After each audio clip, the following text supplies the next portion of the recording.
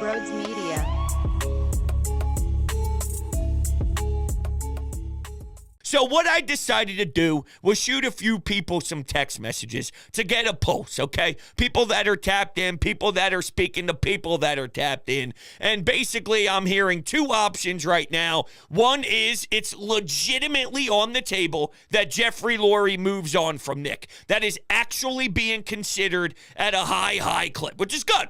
That's what we needed. And then the other option I hear is that they may just gut the entire offensive staff and defensive. That's inevitable. Okay, since Matt Patricia took over, Hassan Reddick hasn't even been able to sniff the quarterback. Yet Derek Barnett leaves and becomes the best pass rusher to ever exist. Yeah, there's no correlation with the disastrous strategy from the Eagles. So it's either they gut everything underneath of Sirianni on the offensive side of the ball, or it's the entire process. And I think it should be the entire process. Give me an example on when you were debating it internally, or an example of some other organization that was really toying with should we not, and then that person ended up becoming one of the most electric pieces in sports history. It's just not a thing. And if it is, it's 0.02%. All right, so my point is,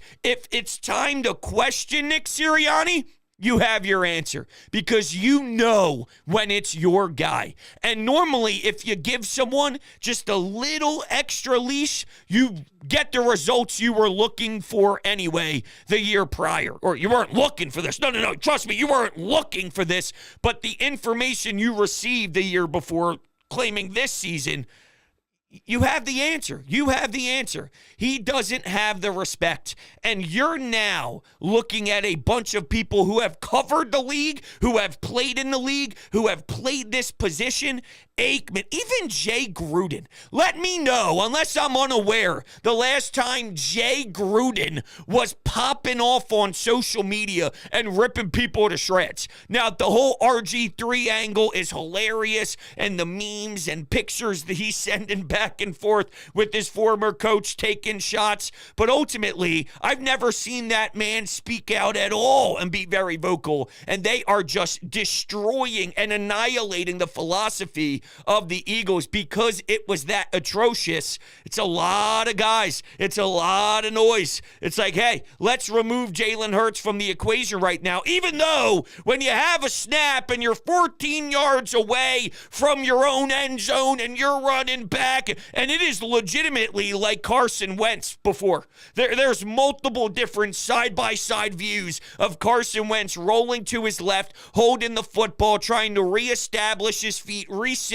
throw over back towards the middle of the field. He gets crushed. The ball goes flying. The other team picks it up.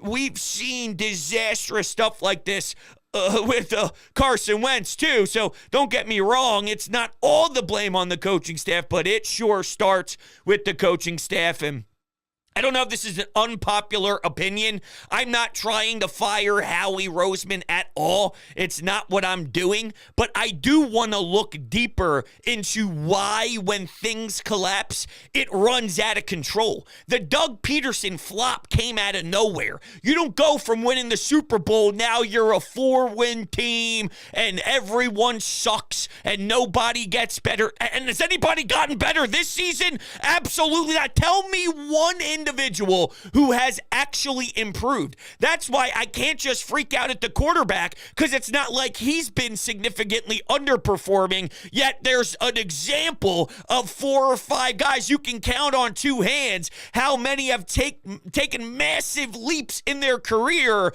yet Jalen is holding them back from being even more of a superstar, and he's shitting the bed. No, everyone has dumped insanely or dipped insanely. They look like they should be in the dump. Unreal.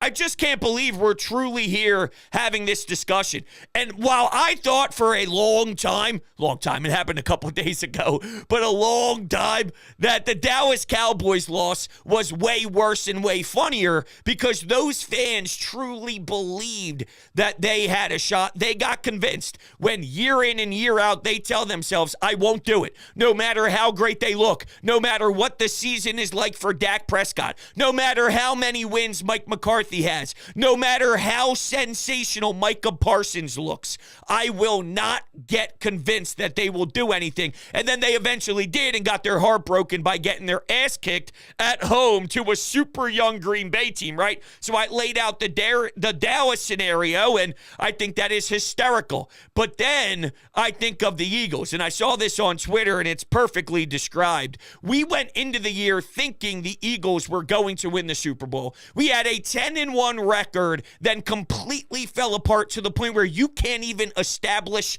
third downs. You didn't accidentally get a third down conversion. Do you know what that means? That is nearly impossible. That is being inept. That is not having management properly done from the start. You were not properly ready to perform from a coaching level, and you put this team in a disastrous way, a disastrous spot, and there was no way that they could succeed with it. It was terrible. It was trash. It was so fundamentally flawed that there are 4, 5, 6, 7 big name respected voices that are coming at Nick Sirianni's throat and Brian Johnson's throat because it is unbearable to watch, and it is unacceptable, and this is standard one-on-one stuff. Orlovsky broke it down beautifully. How come there's no pick routes here? How come there's no rub to try and get separation? Why is no one turning around quickly and taking a look at this quarterback? Now, Shady is being extremely vocal the other way. Why blame the coaches? In what world do you blame the ones that are standing on the sideline while there are multiple examples of the players just screwing up themselves? And he put a lot of blame on the quarterback because you have to carry a team.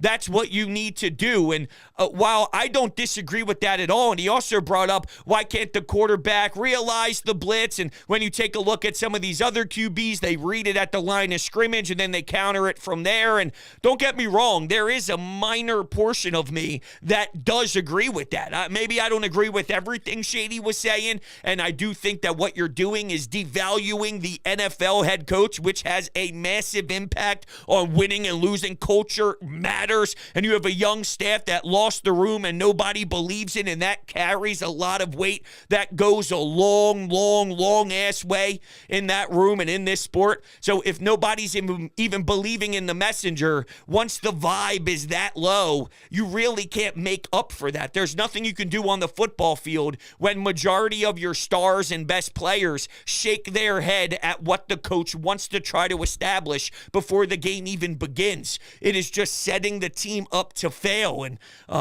that's basically where we're at. But yeah, there is a part of me that would love for my QB just to know. But at the same time, if Jalen Hurts is getting 2 plays in his headset, one of them is one play, and if you see something on the defensive side, go to the other play, and he's checking to one of the plays that are given to him, and that play just happens to not make a lot of sense. What else can you do? You can improvise, I guess, but you know what happens when you improvise? The end of that game against Seattle, and you're seeing a big-time turnover because you're just throwing it downfield, although it seems like sometimes half these plays they want to do is chucking it downfield, or it's a screen pass that goes absolutely nowhere.